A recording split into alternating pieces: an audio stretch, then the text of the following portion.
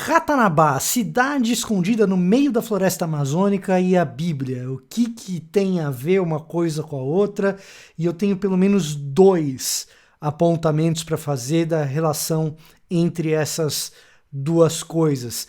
Olá, eu sou o Victor Fontana, esse aqui é o meu canal, ele pode ser um pouco seu também, para isso basta que você se inscreva nesse canal, ative as notificações, deixe seu like, seu comentário, assim você faz parte um pouco desse espaço na internet também. Você que nos acompanha há mais tempo, eu sempre faço convite para que você conheça o nosso clube de membros, os seus benefícios e quem sabe, se você julgar que é algo relevante, se tornar também um membro aqui da nossa comunidade. E hoje eu queria falar dessa nova teoria a respeito de uma cidade encontrada no meio da Amazônia e que relevância isso teria para o texto bíblico. Será que a Bíblia diz alguma coisa a respeito dessa história?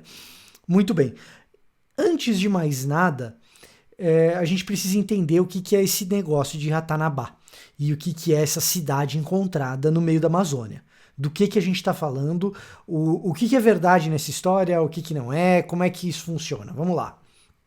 Então, existe essa teoria de que soterrada na floresta amazônica estaria uma cidade de milhões de anos, fundada por alienígenas. Isso ganhou repercussão na internet recentemente porque estão sobrevoando a Amazônia para encontrar vestígios dessa cidade, né? Bom, quem conhece o canal aqui já sabe que essa teoria será desmantelada a partir de agora, tá?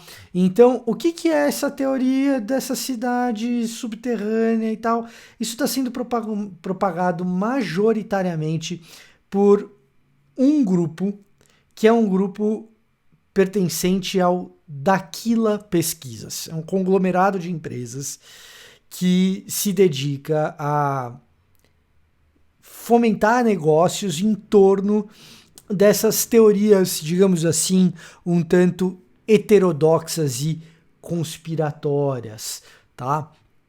Então, entre outras coisas, eles pesquisam a Terra convexa. Então, meu amigo que é fã, por exemplo, da Terra plana e caiu aqui nesse vídeo, se você tá atrás da cidade perdida da Amazônia tal, saiba que os caras que estão conduzindo a pesquisa para isso são seus inimigos, porque eles não propõem terra plana, eles propõem a Terra convexa, tá? E quem gosta da Terra côncava também, esses caras dizem o contrário, dizem que a Terra é convexa, fizeram até documentário sobre isso. Além disso, o camarada que é o pesquisador, chefe dessa história, é um cara chamado Urandir Fernandes de Oliveira. Já ouviu falar desse nome? Nunca ouviu falar desse nome? Esse nome é famoso, já foi pra televisão. Você lembra do ET Bilu? Sim, o ET Bilu, que estava ali escondidinho no meio do mato e disse para as pessoas, a grande mensagem do ET Bilu falava português. Grande mensagem para a humanidade, apenas que busquem conhecimento. Apareceu na televisão, né? Lembra? Esse é o cara que está por trás das pesquisas, entre aspas, de Ratanabá, ou Ratanabá. Eu sempre confundo essa Ratanabá, isso mesmo, Ratanabá, essa suposta cidade subterrânea que estaria soterrada a mais de 100 metros de profundidade e nós vamos buscá-la, enfim, para encontrar o que os alienígenas deixaram para nós, etc, etc, etc. Então você tem aí esse negócio que ganhou força nos últimos dias. Por quê? Porque, de fato, existe pelo menos uma cidade subterrânea na Amazônia, na floresta amazônica, tá? Então, por quê? Porque de fato existe. O que não é nada surpreendente. É, de certa maneira, notável que se consiga construir uma cidade no meio de uma mata fechada, densa, como uma floresta tropical, mas, dada a existência de uma civilização como a civilização Inca muito próximo, não é assim tão surpreendente que se descobrisse algum tipo de vestígio de alguma civilização no ambiente amazônico. E, de fato, nos últimos dias, a Smithsonian Magazine e a revista Nature publicaram achados arqueológicos que dão conta de uma civilização urbana na verdade, de um assentamento urbano. Civilização talvez seja uma palavra muito forte, tá? Mas de um assentamento urbano de baixa densidade. É o que está lá na Nature. Baixa densidade, e não é no Brasil, é na Bolívia. Então, eles realmente encontraram isso. Realmente há indícios de ruínas, e ruínas razoavelmente impressionantes para esse contexto de floresta tropical, mas não de milhões de anos atrás, mas de algumas centenas de anos atrás, coisa de 600 anos atrás aproximadamente. Então, relaciona Lé com Cré, mas não liga nada com nada. Tem nada a ver com Ratanabá o fato de existirem, sim, indícios, vestígios de algum tipo de concentração urbana de baixa densidade em locais da floresta amazônica. De fato, ali na Bolívia encontraram. E onde entra a conexão com Bíblia? Por que eu estou falando dessa conexão com Bíblia aqui? 2 motivos. O primeiro deles é o seguinte: como esses caras chegaram a descobrir essa ruína, esses vestígios de arquitetura urbana numa mata tão densa, e mais do que isso, ruína soterrada no meio da mata, sendo que na Amazônia você tem tantas dificuldades para se fazer arqueologia, já que a escavação é complicada por causa da densidade da mata, claro, dos animais que estão ali, de possíveis doenças que alguém venha contrair, dos mecanismos de defesa ambiental que você não pode infringir para realizar suas pesquisas num sítio arqueológico. Então, como que os caras conseguiram descobrir? Isso vai ter muito a ver com Bíblia e eu já vou explicar agora. É o seguinte, a melhor explicação para essa tecnologia que eles estão usando é parecido com o que é um exame de imagem que você vai num laboratório fazer. Você vai no Delboni, você vai num hospital, você vai no Doutor Consulta, você vai no Fleury, no Lavoisier, qualquer um desses laboratórios que fazem exames de imagem, porque você quebrou o braço, porque você quer ver um cisto, porque você quer ver se você está com pedra no rim. Você tem lá raio-x, você tem ultrassom, você tem tomografia computadorizada com diversos canais, você tem a ressonância magnética. Todas essas técnicas são diferentes tecnologias para produzir uma imagem de dentro do seu corpo que a olho nu a gente não conseguiria ver. E então realizar um diagnóstico a partir disso. O que a arqueologia contemporânea tem feito em locais de difícil escavação? Uma espécie de exame de imagem obtido de modo aéreo, tá? Então, você tem uma espécie de radiografia do solo, se você quiser, ou uma tomografia computadorizada do solo, com uma diferença que a tecnologia que está sendo utilizada para produzir essas imagens é diferente de uma tomografia, é diferente de um raio-x, na verdade, uma tecnologia baseada em laser, tá? Você sobrevoa a área e o laser, ele vai fazer uma sondagem do solo e da densidade do solo e produzir uma imagem do que está embaixo daquele solo. Ele vai produzir como se fosse uma maquete e vai produzir uma espécie de exame de imagem. O nome dessa tecnologia é LiDAR. É uma espécie de radar de laser, tá? É um LiDAR, é uma espécie de radar de laser. Esse tipo de tecnologia serve para isso que eu acabei de dizer, mas tem outras aplicações muito práticas que são até domésticas, tão perto da gente, como, por exemplo, aspiradores de pó robôs, sabe aspirador de pó robozinho, aquele que fica circundando na casa e tal? A locomoção desses aspiradores de pó, principalmente os inteligentes, que são os que usam LiDAR, dependem dessa tecnologia. O aspirador de pó robozinho mais rústico, né? Ele bate na parede, aquele bumper, aquele para-choque dele faz ele girar e ir para outros lugares da casa. Os mais modernos, eles seguem uma trajetória retilínea ou fixa, e eles mapeiam a casa, e eles podem usar duas tecnologias para isso. Alguns usam câmeras, e para isso eles dependem que as luzes estejam acesas na casa para que eles funcionem, e alguns usam LiDAR, e aí eles podem funcionar inclusive à noite, no escuro, enquanto as pessoas dormem.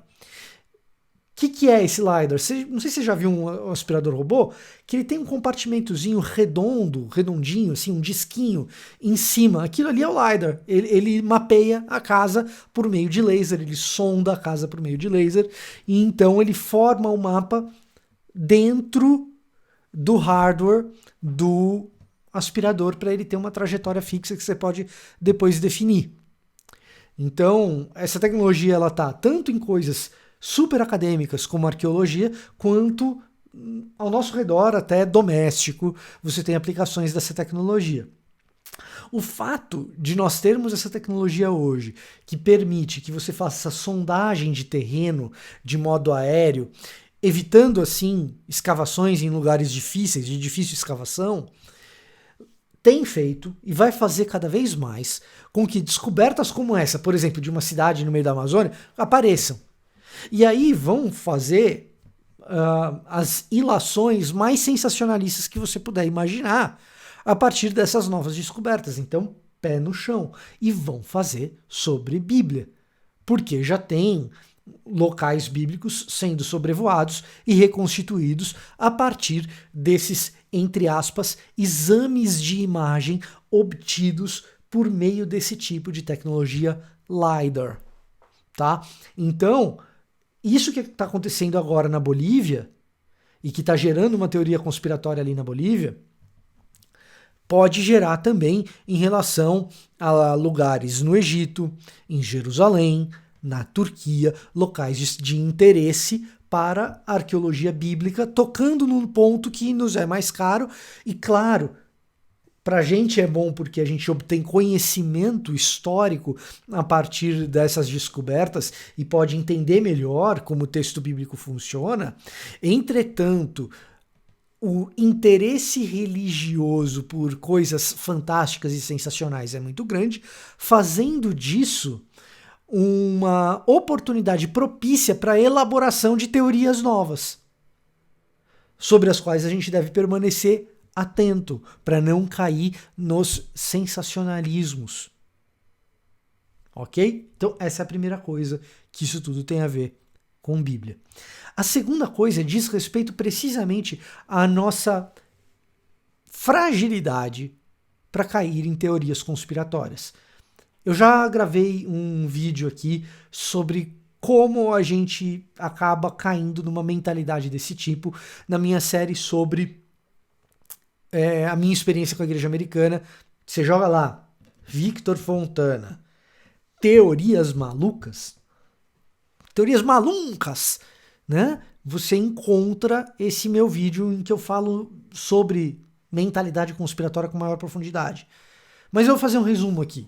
O assunto é propício para que se faça esse resumo. Teorias da conspiração, elas são pecado, porque são mentira, ponto. Agora, como que a gente as evita? A gente primeiro as evita sabendo que elas são sedutoras para qualquer ser humano, não só para alguém que, entre aspas, é menos educado e acaba caindo nessas teorias da conspiração e o cara é estranho, esquisito ou inferior por causa disso. Se você é um cara que gosta de teorias conspiratórias e tá até agora no vídeo, o que eu acho pouco provável, mas pode ser que tenha alguém, eu queria falar para você o que ninguém do teu círculo tem coragem de falar. Todo mundo acha você muito esquisito. E eu tô te falando isso por amor, porque as pessoas não têm coragem de te dizer. Então eu tô te dizendo, sai dessa. Sai dessas bobeiras. Porque todo mundo se sente incomodado ao seu redor. E quando você começa a falar desses papos, as pessoas querem ir embora. E às vezes não vão e não falam isso na sua cara com medo da sua reação. Então, se ninguém fala isso pra você, eu tô te falando isso com amor e com carinho porque alguém tem que te falar, tá? E você não é menos inteligente porque você tá nessa da teoria da conspiração. Todo ser humano, por um mecanismo evolutivo, ele aprende padrões. E padrões são importantes para que a gente sobreviva.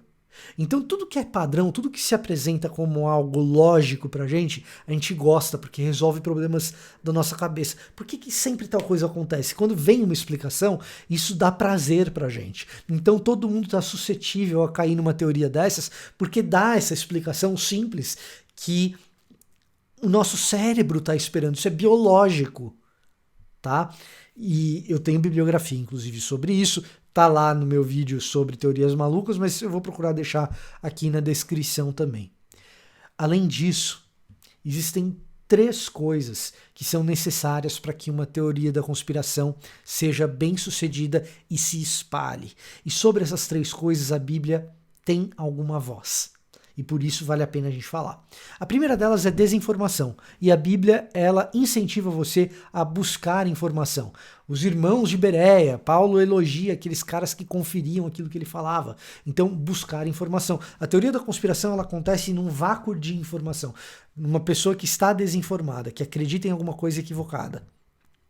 E isso é um problema porque não está diretamente relacionado ao nível de escolaridade ou ao nível de educação formal, porque alguém com boa educação formal em uma área pode ser desinformada em outra e nessa outra área começar a disseminar uma teoria conspiratória. Ponto. Então a Bíblia incentiva a gente a buscar informação e a teoria da conspiração precisa de desinformação para ocorrer. Então saiba disso. Primeiro ponto é esse. Os 2 outros são ainda mais relevantes do ponto de vista bíblico. Precisa de desinformação, mas precisa também de ansiedade, um certo mal-estar. Uma teoria conspiratória ela só obtém o sucesso na nossa cabeça quando ela dá uma resposta para alguma coisa que nos traz ansiedade, mal-estar ou medo. Então, eu tenho medo que algo ruim aconteça com os meus filhos. Se eu tenho uma teoria da conspiração que, de alguma maneira, mostra para mim uma ameaça aos meus filhos, isso tem muito mais chance de eu pegar e replicar e passar isso adiante do que uma teoria da conspiração que não me apresente ameaça nenhuma ou oportunidade nenhuma. Então, se eu pego e digo que Ratabaná é uma cidade que as pessoas estão escondendo de você porque não quer que você saiba a verdade e tá aqui perto e tá aqui no Brasil e é um absurdo porque a gente tem riquezas ali e o governo não vai atrás e tudo mais, isso desperta em você um mal-estar, uma ansiedade, porque não é justo que me escondam a verdade, não é justo que o governo não vá atrás dessa riqueza, as pessoas estão querendo tomar a Amazônia e etc. É assim que a teoria da conspiração ganha fricção, ganha força, ganha popularidade. É por causa disso que a gente replica. Se é uma teoria conspiratória que não me coloca em ameaça nenhuma, eu olho e falo, interessante, mas deixo aquilo para lá. Então precisa de ansiedade. E qual que é o problema disso? A Bíblia fala, não andeis ansiosos com coisa alguma. Mais importante do que isso, uma boa teoria da conspiração, ela vai trabalhar em cima desse medo, e depois de trabalhar em cima desse medo, ela vai ser capaz de identificar culpados e oferecer uma solução. Porque aí ela vai mexer com o cerne da tua indignação. Você sabe quem é o culpado, e se você sabe quem é o culpado, tem uma solução. Qual que é a solução? Depositar dinheiro na minha conta, votar no candidato que é importante, patrocinar a minha pesquisa, coisas desse tipo. Então você tem uma solução para aquele problema que ocupa a tua mente o tempo todo. Cara, se você obtém uma solução para aquele teu problema que está o tempo todo ocupando a tua mente, aquilo que está ocupando a tua mente está tirando Jesus do trono, que quer te tranquilizar e dizer para você não andar ansioso com coisa alguma. Mais do que isso, está te oferecendo uma solução que não é o evangelho, é alguma outra coisa. Percebe como é problemática a teoria da conspiração? Ela precisa de desinformação, ela precisa de uma determinada ansiedade para prosperar, para vingar, para viralizar. Ela precisa de uma terceira coisa, ela precisa de te dar senso de pertencimento.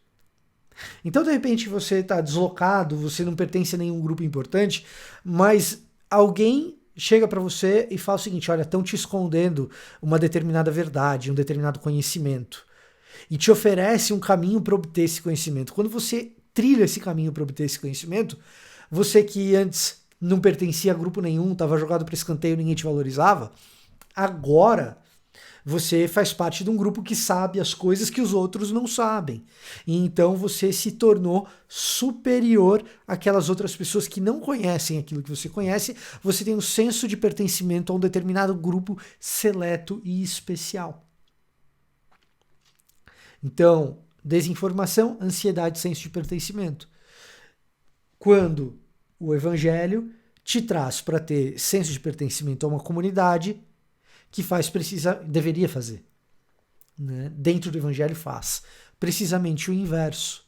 É uma comunidade que não tem o senso de pertencimento por se achar superior aos outros, mas porque reconheceu que é pecadora e precisa de salvação e de graça, e que agora a gente vai servir os outros. Então, a mentalidade conspiratória, ela te coloca num ciclo de desinformação e distanciamento da realidade que Deus quer que você esteja perto. Ela te coloca numa ansiedade que te leva à idolatria e tira Cristo do trono. E ela te coloca num senso de pertencimento, de ser melhor do que os outros, que é precisamente o inverso daquilo que a comunidade de Jesus Cristo quer e se coloca como. Por isso, teoria conspiratória é tão problemático. Não é meramente mentira. É muito pior do que mentira, embora mentira já seja algo suficientemente ruim.